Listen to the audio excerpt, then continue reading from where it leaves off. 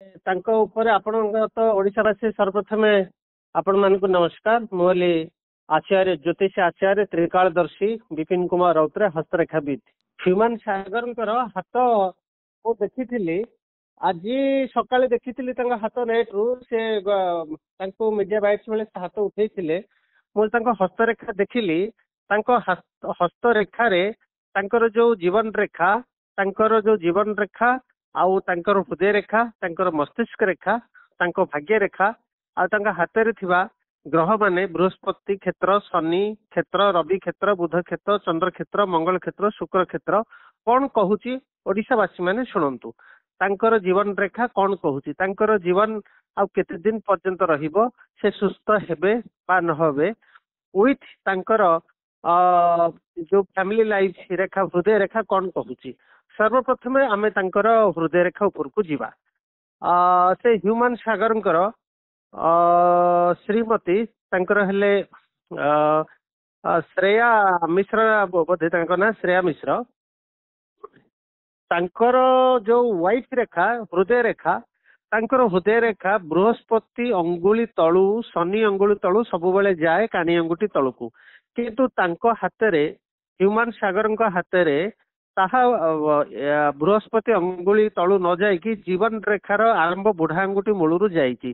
ଯାହାର ଅର୍ଥ ହେଲା ସେ ପାରିବାରିକ କ୍ଷେତ୍ରରେ ଏତେ ଖୁସି ସନ୍ତୋଷଜନକ ରହିପାରିବେ ନାହିଁ। ତାଙ୍କୁ ସବୁବେଳେ ଆଡଭର୍ସ ନେଗେଟିଭ ଇଫେକ୍ଟ ତାଙ୍କର ୱାଇଫ ଦେଖେଇବେ। ସିଏ ଜୀବନରେ ସମସ୍ତଙ୍କୁ ଭଲ ପାଇବେ, କିନ୍ତୁ ତାଙ୍କୁ କାହାକୁ ତାଙ୍କର ଯେତିକି ଏକ୍ସପେକ୍ଟେସନ ଅଛି ସେତିକି ଭଲ ପାଇବା ମିଳିବ ନାହିଁ। ସିଏ ତାଙ୍କର ଯୋଉ ପ୍ୟାର, ଯୋଉ ମହାବତ, ସେଇଟା ସେ ଦେଖାବା କରନ୍ତିନି, କିନ୍ତୁ ହୃଦୟରେ ସେ ବହୁତ ତାଙ୍କର ଧର୍ମପତ୍ନୀ କି ଶ୍ରେୟା ମିଶ୍ରାକୁ ଭଲ ପାଆନ୍ତି। କିନ୍ତୁ ସିଏ କେତେବେଳେ ଖୋଲାରେ କହନ୍ତି ନାହିଁ ଯେ ମୁଁ ତତେ ଭଲ ପାଉଛି। ଇଏ ଗୋଟେ ହେଲା ପଏଣ୍ଟ। ଆଉ ଗୋଟେ ତାଙ୍କ ହୃଦୟ ରେଖା କହୁଛି ତାଙ୍କ ଜୀବନରେ ଅନେକ ସ୍ତ୍ରୀ ଲୋକ, ଫିମେଲ ଝିଅ ଫିମେଲ ତାଙ୍କୁ ଭଲ ପାଇବେ, କିନ୍ତୁ ସେଇ ଯୋଉ ଭଲ ପାଇବେ, କିନ୍ତୁ ତାଙ୍କର ଯେହେତୁ ହୃଦୟ ରେଖା ସର୍ଟ ଅଛି, ସିଏ କାହାକୁ ଏତେଟା ଭଲ ପାଇପାରିବେ ନାହିଁ। ସବୁ ପ୍ରଫେସନାଲ ଭଲ ପାଇବା, ତାଙ୍କର ଭଲ ପାଇବାର ଯୋଉ ରେଖା ସେତିକି ନାହିଁ ଅନ୍ୟମାନେ ଯେତିକି ତାଙ୍କୁ ଆଶା କରନ୍ତି। କାରଣ ତାଙ୍କର ମାଇଣ୍ଡ ଲାଇନ, ମସ୍ତିଷ୍କ ରେଖା ବହୁତ ତୀବ୍ର ଯାଇଛି। ସେ ସବୁବେଳେ ପ୍ରଫେସନାଲ ବିଜି ଜୀବନରେ ରହିବେ।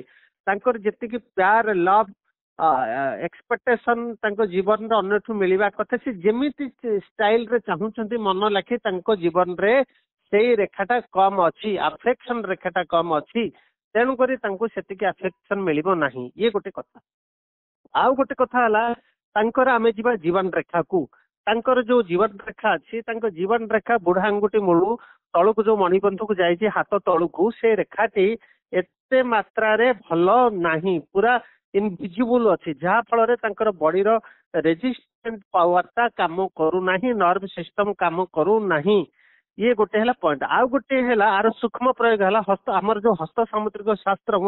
ଆପଣ ମାନେ ଓଡ଼ିଶାବାସୀ ମାନେ ସମସ୍ତେ ଜାଣିଥିବେ ମୁଁ ହଉଛି ଏକ୍ସପର୍ଟ ପାମିଷ୍ଟ୍ରି, ଆଉ ଜଗନ୍ନାଥ ସଂସ୍କୃତ ବିଶ୍ୱବିଦ୍ୟାଳୟ ମୁଁ ହଉଛି ପୋଷ୍ଟ ଗ୍ରାଜୁଏଟ ଜ୍ୟୋତିର୍ବିଜ୍ଞାନ ଶାସ୍ତ୍ରରେ। ମୋର ହସ୍ତରେଖା ସମୁଦ୍ରଷୀ କହୁଛନ୍ତି ଯେ ତାଙ୍କର ଯୋଉ ମସ୍ତିଷ୍କ ରେଖା, ଯୋଉ ହୃଦୟ ରେଖା, ଯୋଉ ତାଙ୍କର ଜୀବନ ରେଖାଠୁ ବାହାରିଛି, ତାଙ୍କୁ କିଏ ଜଣେ ବିଷାକ୍ତ ଜିନିଷ ପିଇବା ପାଇଁ ଦେଇଛି।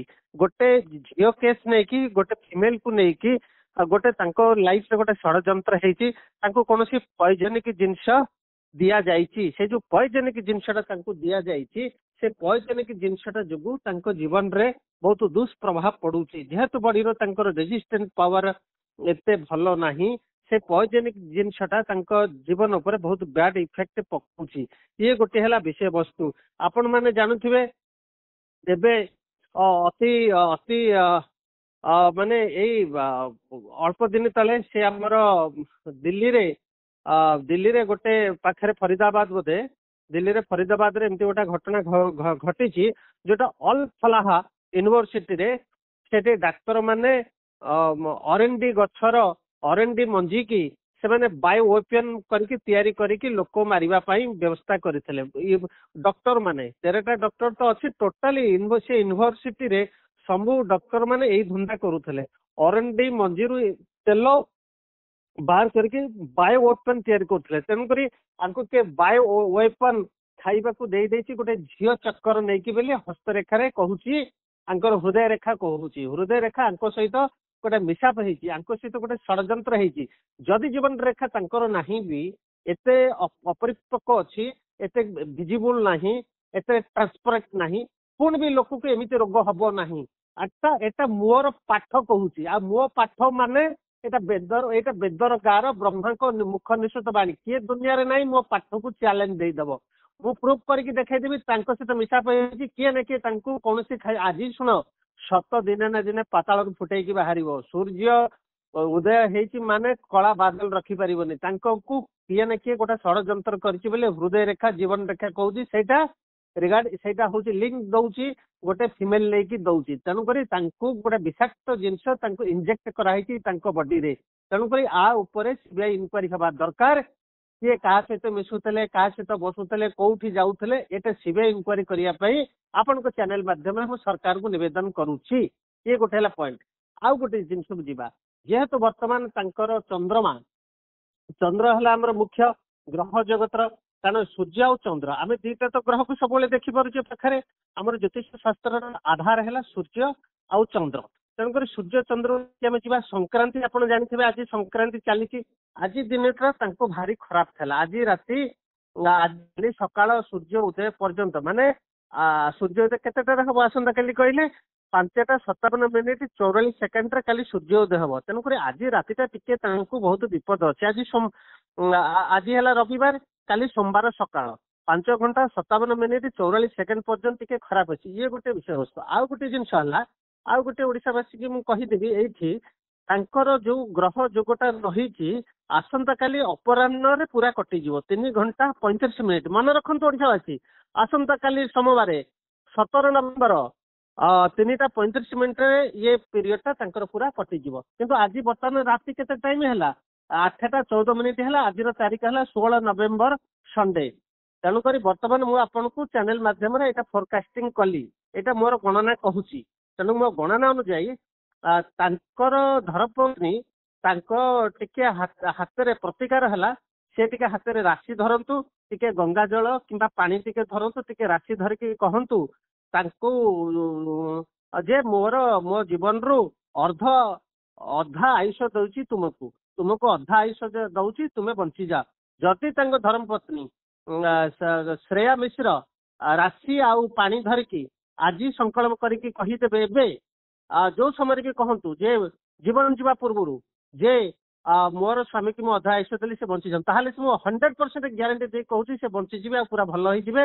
ସେ ଯେମିତି ମନୋରଞ୍ଜନ କରୁଥିଲେ ଲୋକମାନଙ୍କର ସେମିତି ମନୋରଞ୍ଜନ କରିବେ। ଇଏ ଯୋଉ ଗଣନା ଯୋଉ କହୁଛି, ତାଙ୍କର ହାତ ମୁଁ ଦେଖିଛି, ସେ ମିଡିଆ ବାଇଟ୍ସ ର ହାତ ଦେଖିକି ସେଇ ଆଧାରରେ କହୁଛି।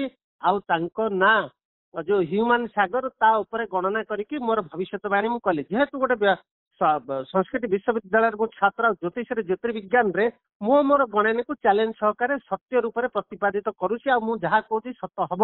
ତେଣୁକରି ଆପଣ ଫଳେନ ପରିଚୟତେ, ମୁଁ କଣ କହୁଛି ମୋର ଗଣନା କେତେ ଦୂର ସତ, ଓଡିଶାବାସୀ ମାନେ ସାକ୍ଷୀ ରହିଲେ। ଏତିକି କହି ବିଦାୟ ନେଉଛି। ନମସ୍କାର।